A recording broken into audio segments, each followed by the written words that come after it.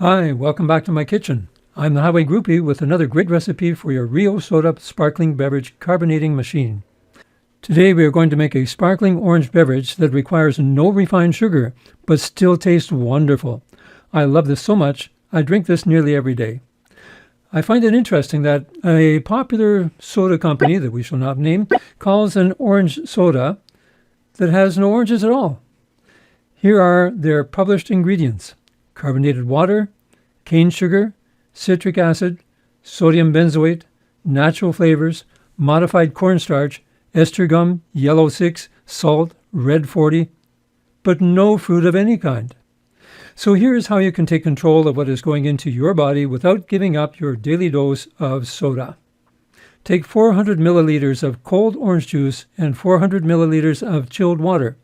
I prefer Minute Maid unsweetened orange juice concentrate or Rika unsweetened orange juice.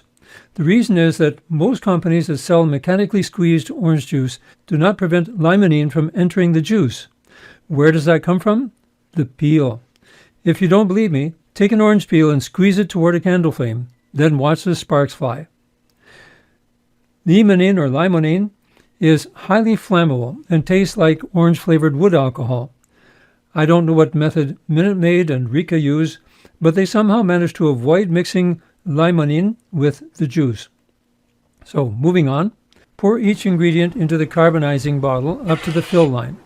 Carbonate with 4 to 6 short bursts until you hear the release valve trip.